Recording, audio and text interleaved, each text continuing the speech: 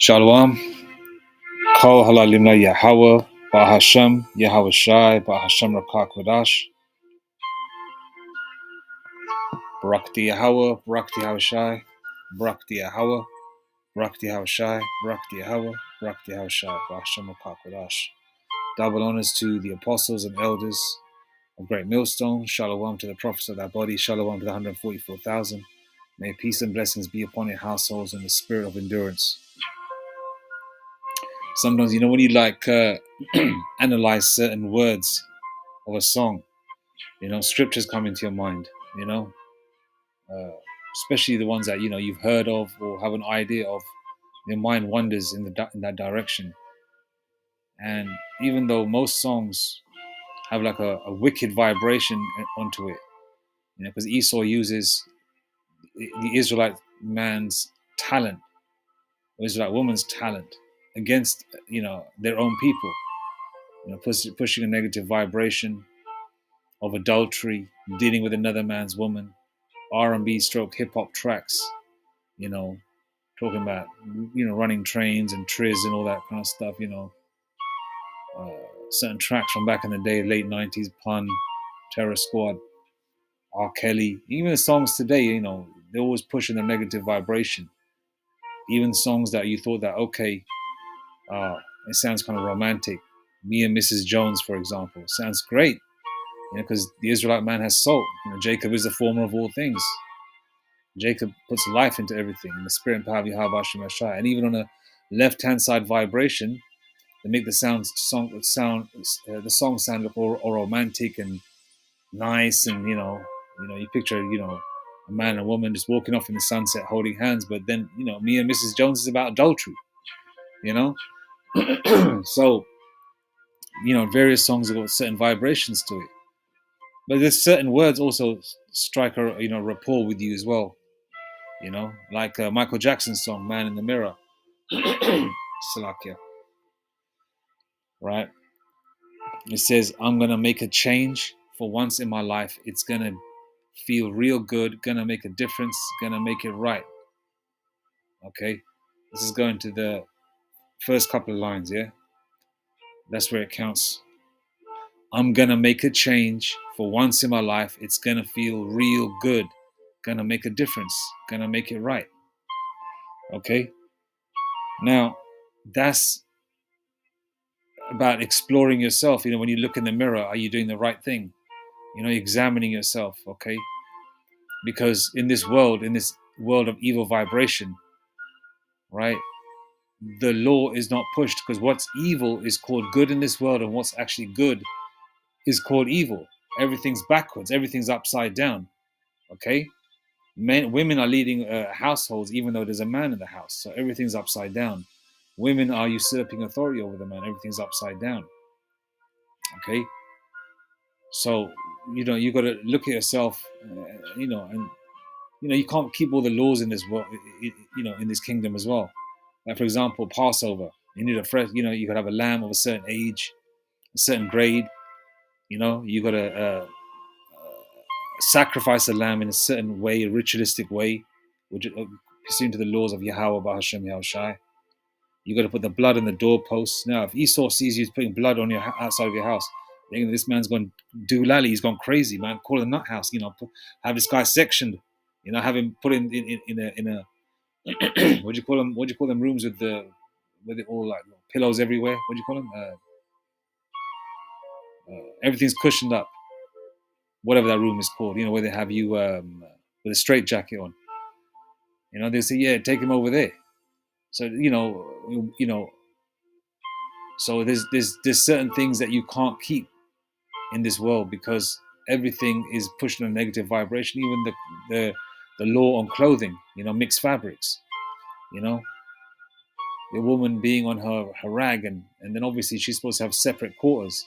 Now in this world, unless you're blessed really financially where you can have a house next door, but most Jakes either have their own house for the most part, which they live in, which is paid off to a certain degree, or they live on rent, collectively, of course, but for the most part, Jake can't keep that law, because then his woman is sleeping right next to him, You could be catching a bus to work and you sit on a seat which had a woman who was in her rag. So therefore you become unclean. Therefore you become unclean that way, right? You become unclean that way. And so there's certain things that you can do, there's certain things that you can't do. But the Lord Yahweh Hashem Yashai knows, right, your contrite heart. All right. You actually get pissed off, you get angry, sometimes you even shed a tear when you go off, you know? And as some of our prophets have said, paraphrasing that, it's the sin that's within us, you know? Like the spirit is willing because and the flesh is weak because we're in these chains of darkness, you know. So I'm gonna make a change for once in my life. I'm gonna make a change for once in my life. It's gonna feel real good. Gonna make a difference. Gonna make it right. Now, even though you Jakes have changed your lives around, right? You're a completely different person how you used to be, spiritually, physically, mentally, in every single way. You have changed. Now it feels good. Obviously, you do get put through the ringer, but then we have the comfort of Yahweh Bashim Shai getting us through these things. So a lot of Jakes are still being put through it, but they're putting it. The Lord is doing less of a, how shall I say it? Like back in the day, for example, stealing is wrong, right? You might think to yourself, "Oh, let me just steal something." Oh, when you're young, oh, let me steal a bag of cookies. I don't know, whatever, and you'd get punished harsher for that, because you did it in ignorance and stupidity. Now you go off, you get put through the ringer, but then what makes it feel somewhat good to a certain degree is the Lord is dealing with you, and you have the name of Yahweh Shemashai as comfort. You understand what I'm trying to say? And in certain cases, like a lot of Jakes had less in the world when they were doing wrong. They could have been drug addicts where they could have saved thousands and thousands over years, but they were just smoking it up, right? But then they turned around, got off the shit. They're still being put through hell, but they've got the comfort of the name of Yahweh Bashim Hashai. And then on top of that, the Lord has blessed them in certain areas where they weren't blessed before, but you still get put through the ringer. But what it is, the comfort of the name of Yahweh Bashim Hashai gets you through. And so the Lord is purifying you, where, you look at it. So that's the title of the song, says it all, man in the mirror, right? Let's go to scripture, man. 2 Corinthians 13:5. Examine yourselves, whether ye be in the faith. Prove your own selves. Know ye not your own. Know ye not your own selves. How that Yahushua Hamashiach is in you, except ye be reprobates. All right. What's a reprobate? Let's find a definition of reprobate. Actually, let's get a definition of reprobate first. Yeah. Definition of reprobate. An unprincipled person. A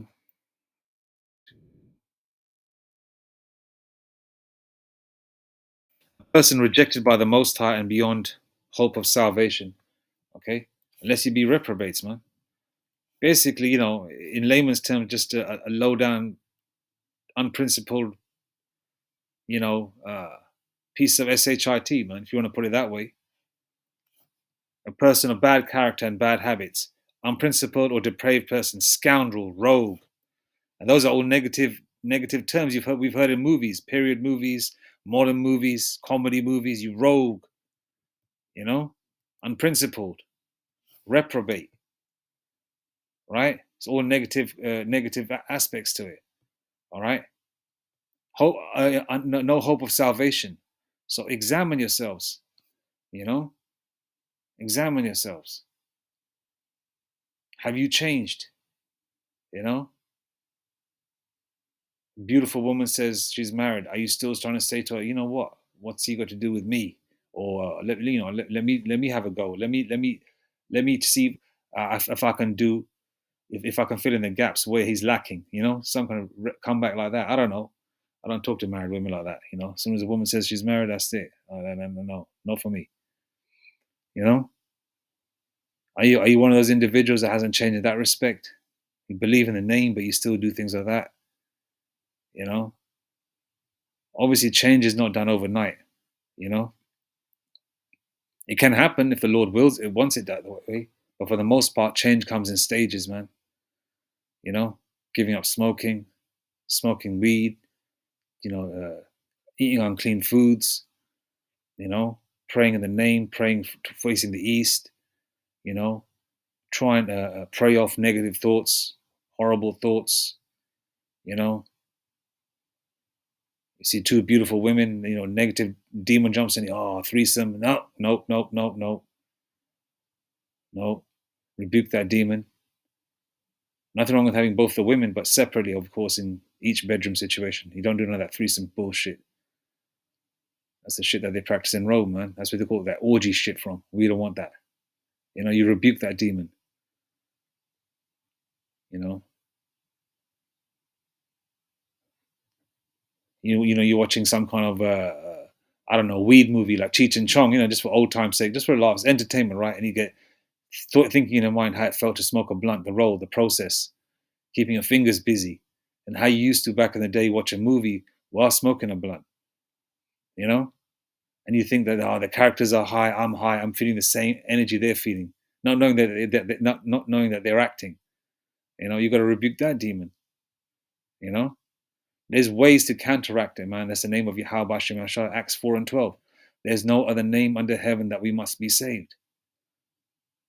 Okay, actually, I hope I said that correct. So examine yourselves, and to examine yourselves, you try and have it's like a sheet. You know, when you're about to do something, the pros and cons, right? You list how you were before, all the cons, and then you write down all the pros that are with it. And everything that you think about doing, if it's not filtering through the scriptures and it's not going towards righteousness, you don't do it. Yeah. But remember one thing: sometimes the the main one is probably more than likely women, right? For example, you're gonna look at a woman, you don't know whether she's married or not. Okay, because then you know you're even thinking about another woman that you don't know that she has a man or not. That's committing adultery because she might have a man, you know, but you don't know until you ask, right? But sometimes just by looking, that's messed up in itself, you know. But you know, like you know, we're in the flesh, we're in these chains of darkness. This is a life is a test, you know. But that's what Acts, you know, that's where the Lord's name comes in. The Lord's name is protection. Acts 4 and 12, King James Version.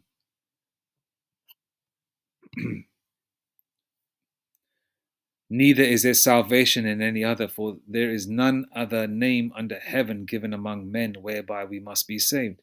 You know, the name of the Lord is an ointment, man. The name of the Lord is a balm.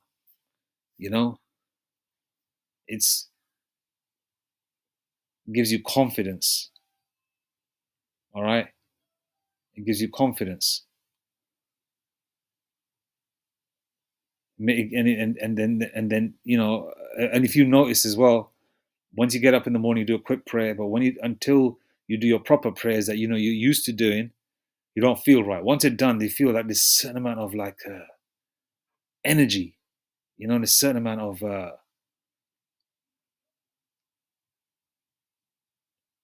you feel alert, you know, you feel confident.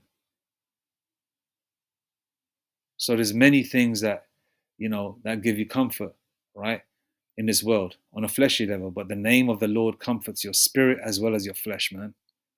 All right. So whatever you do, man, rebuke that demon. Examine yourselves. Look at that man in the mirror.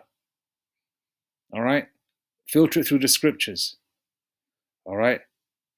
We're not going to be perfect in this world. The simple mistakes you might make, you could make a simple mistake as grooming, right? You might get done a little bit too short here and there, or whatever, right?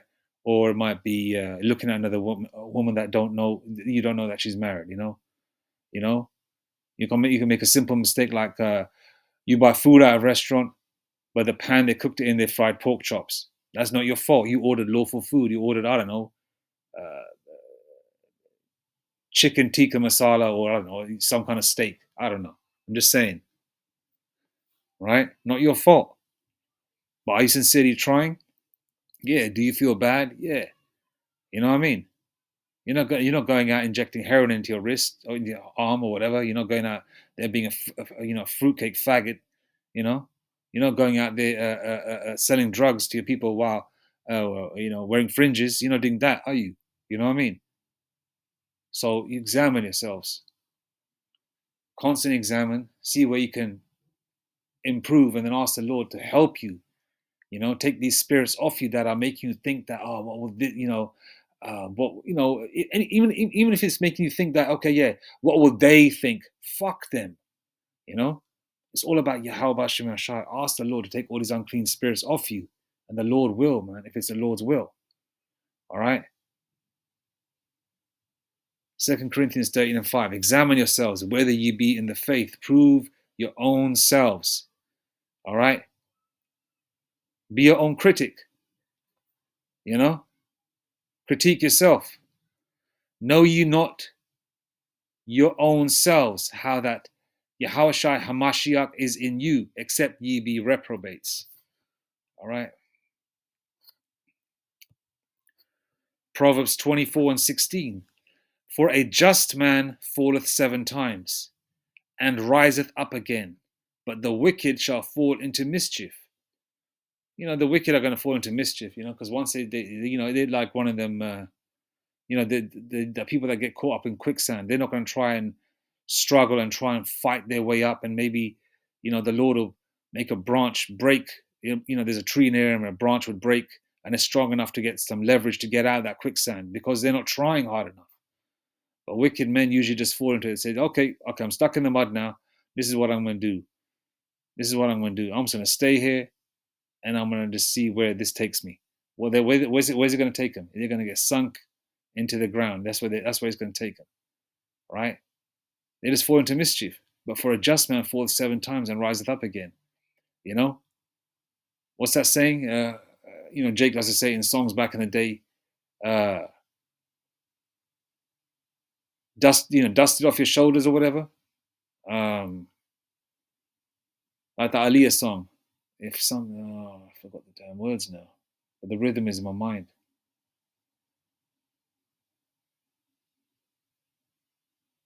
Well, anyway, the saying goes, if you don't succeed, try again, right? And you just keep trying and trying and trying, man, and then you get better and better and better at it, And the Lord gives you the leverage, and because you've gone through that situation before, you can say, okay, I've gone through that situation, I can deal with this one the same. Trying to beat addictions, trying to beat situations. Okay, when the Lord knows you're trying, you're sincerely trying, and you're going through pain, sometimes even physical pain, just to acquire a righteous outcome, the Lord will help you get through it, man. All right, but it's not easy. It's not easy fate sometimes. It's takes a lot out of you, man.